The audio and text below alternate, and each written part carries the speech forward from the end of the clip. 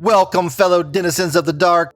This is Lance, your host of Strange Bites, where we sink our teeth into wonderfully weird and wild science discoveries. A huge thank you to all of you for tuning in. Your ears make these strange journeys possible. If you're enjoying the show, please hit that subscribe button, leave us a quick review, give us a follow on Facebook, Instagram, Threads, or X. Every subscription, every rating, every follow helps us reach more curious minds and keeps the Strange Bites coming. Your support truly makes a difference. Now, let's dive into today's bite. Turn out the lights and get comfortable. This is episode 18, Biophotons. In the dead of night, deep in a forgotten wing of the Tohoku Institute of Technology in Japan, Dr. Masaki Kobayashi sealed himself and his team into a chamber blacker than any grave. It was 2009. And the world outside slept oblivious to the secret they were about to drag into the open. There were no windows, no cracks, not even the faint red glow of a digital clock. Everything had been stripped away, painted over, or smothered in velvet drapes. The air felt thick and heavy with anticipation and the faint metallic tang of chilled electronics. 5 healthy young men, ordinary volunteers, stripped to the waist and lay perfectly still on narrow cots, their breathing slow and measured after hours of waiting in total darkness. Their eyes were wide open, but they saw nothing. This was no prank, no horror movie set.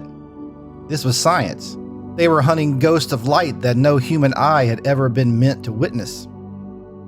Kobayashi's team had spent months perfecting the trap. A custom-built camera cooled to a bone-chilling minus 120 degrees Celsius. Why so cold?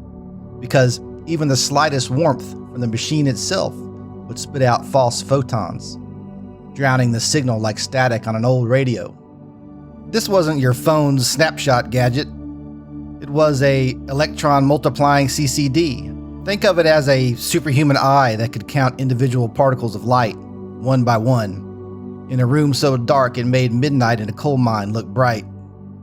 The volunteers had been dark adapted for 30 minutes, their own eyes now useless. The camera clicked on in silence. Minutes stretched into hours, and then it appeared. Not on the men's skin where you'd expect it. The glow came from everywhere, a faint invisible shimmer leaking from their faces, their chests, their hands. The cheeks and forehead burned brightest, like spectral lanterns under the skin, about 1.5 or 2 times stronger than the rest of the body. Hands sometimes flickered brighter too, especially after the men moved them. The entire human form was emitting light. Not firefly bright, not even candle faint. This was a whisper, roughly 10 to 100 photons per second for every square centimeter of skin. 1,000,000 times dimmer than a single candle flame seen from across the room. Invisible to you and me, but screaming to that frozen camera. And it wasn't random. Over days of testing, the glow rose and fell like the tide of an invisible ocean, weakest around 4 a.m., strongest in the lazy afternoon hours between 2 and 4 p.m. A secret circadian rhythm, pulsing in perfect sync with the body's daily energy cycle. The team watched in wonder. This wasn't heat. Bodies give off infrared warmth all the time. That's what night vision goggles catch. But this light was different.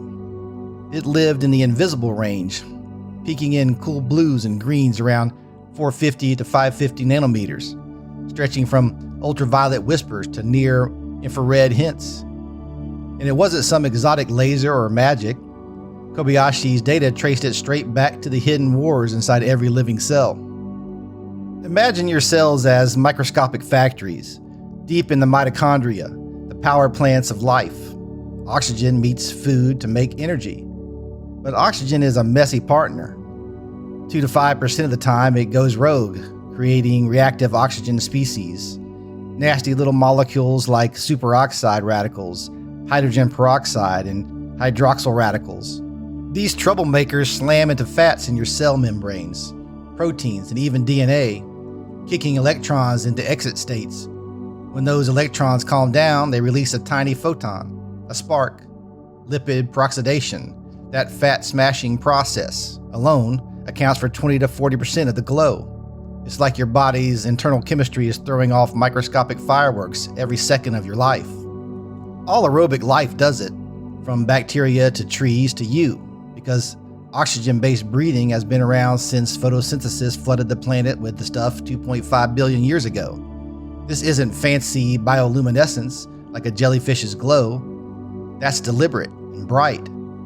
This is ultra-weak photon emission, or biophotons, accidental light, a byproduct of staying alive. The discovery didn't end in that Japanese lab. Fast forward to 2025. At the University of Calgary in Canada, Dr. Daniel Oblek and his team took the hunt global and darker. They placed live hairless mice in their own light-tight chambers and let the same hypersensitive detectors listen. Whole body glows again, clear and steady across the furless skin. Then, one by one, they watched the mice pass. The light didn't just fade. It snuffed out like a candle in a draft.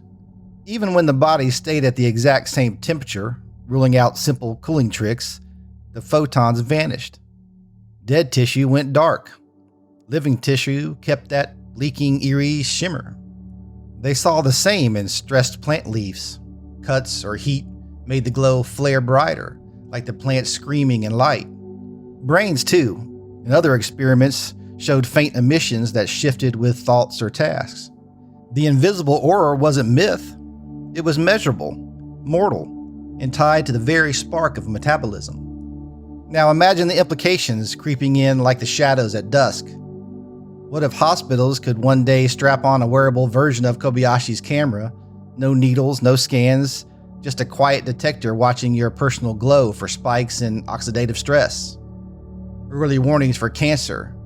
Disease cells blaze up to 100 times brighter.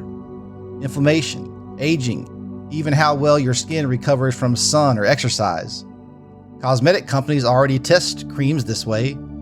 Athletes could track recovery. But the real chill hits deeper.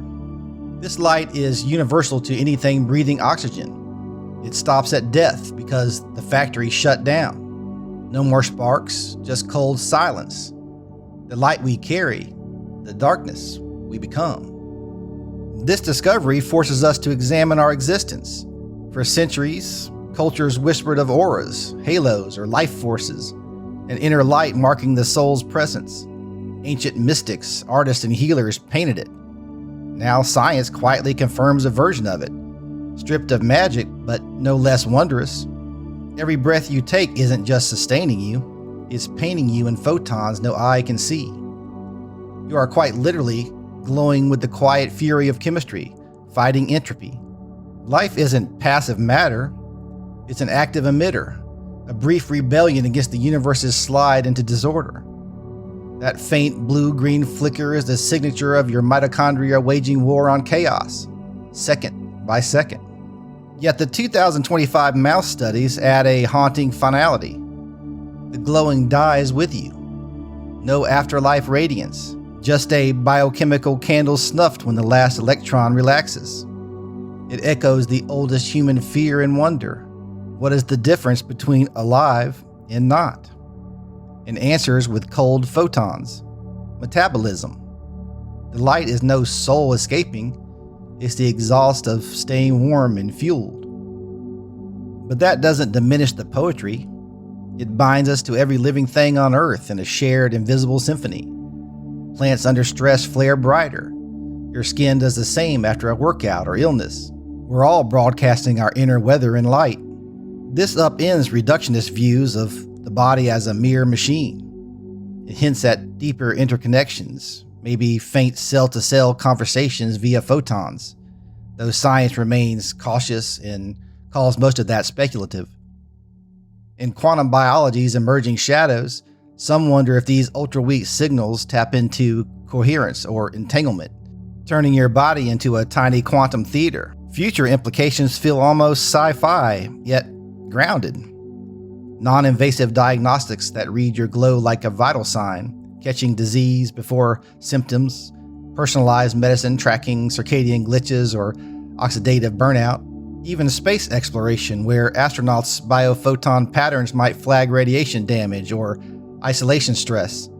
Imagine a world where doctors listen to your light the way they once listened to your heartbeat. But the deepest cut? This discovery reminds us that we are temporary lanterns in an indifferent cosmos. We glow not because we're special, but because we're alive. And that aliveness is fragile, chemical, and achingly beautiful. In the end, the darkness wins when the sparks stop. Yet knowing we carry hidden light might just make us cherish the brief, luminous flicker we call life a little more fiercely. What secrets will the next cooled camera reveal in the endless night?